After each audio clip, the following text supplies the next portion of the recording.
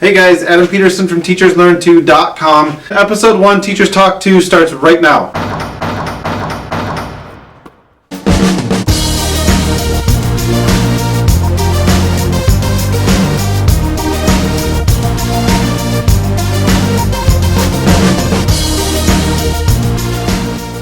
So I sent out a message yesterday about questions and getting people in here, and I want to know what you guys want to know about classroom management, behavior, technology. I got a couple questions here, but we're going to start today with our second segment of a paperless classroom. This week I want to talk about writing and things that you do every single day where you typically use paper. So when I do writing and journals, I still use paper for that. I need to keep track of the kids' writing and their growth through that, and I want to see the stories that they can come up with. But I was using so much paper in my writing center just doing tracing and doing write the room activities that I stopped doing that, and I just started using sheet protectors. So anything that I don't need to see or anything that you think the parents might throw away, why not slip it down in a sheet protector and the kids can use it over and over and over again. So what I've started doing, instead of doing tracing our letters each week on paper, I started slipping those tracing pages down inside sheet protectors, and the kids now just trace it with dry erase markers instead of tracing with their pencil on paper that's going to go home and get tossed in the garbage anyway. If it's something where they're actually writing themselves for me to keep track of their actual handwriting, I'm still going to assess that on paper, but I don't need to see them tracing on paper. Same goes for write the room activities. So this week we're doing a write the room leaf, L-E-A-F. They have to find words around my classroom. I don't need to see them do that on their paper. I can see it on a sheet protector. So I slip that down in there in the center. They've got it in their sheet protector and they go do their center on a clipboard and write the room. Just another way to go paperless in your classroom. Share your ideas for a paperless classroom on my YouTube channel, Facebook, Instagram, Twitter, whatever you can. Share those ideas with us so we can share them with the Teachers Learn 2 community. So Teachers Talk 2 is a segment all about answering questions from teachers. And I got a couple good questions that we're going to focus on today for episode number 1. The first one came from Karen E. Karen E. asked about homework in kindergarten. Now, when we were in kindergarten, when I was in kindergarten, I didn't have homework. I understand times have changed, but I don't want to be drilling these kids when they go home. They get so much here at school. Our day is so long. We're a full day program.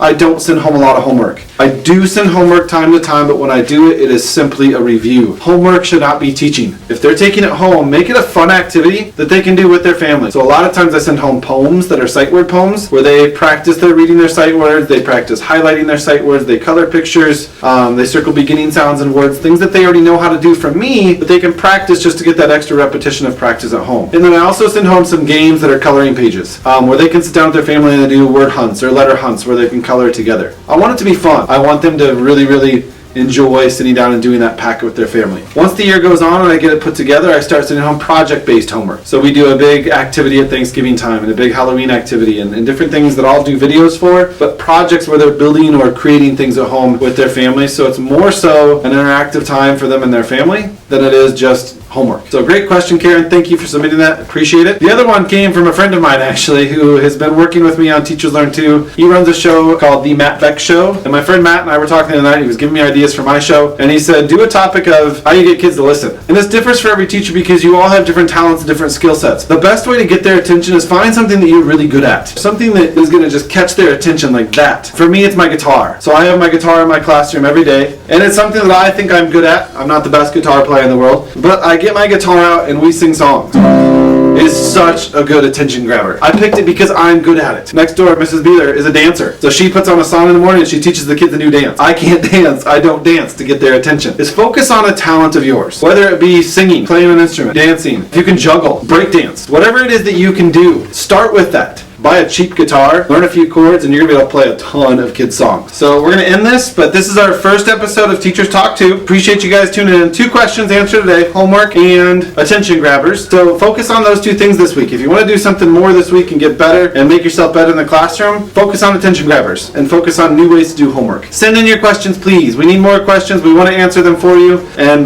thanks for tuning in to episode 1 and being a part of this. Thanks again. I'm Adam Peterson from TeachersLearn2.com.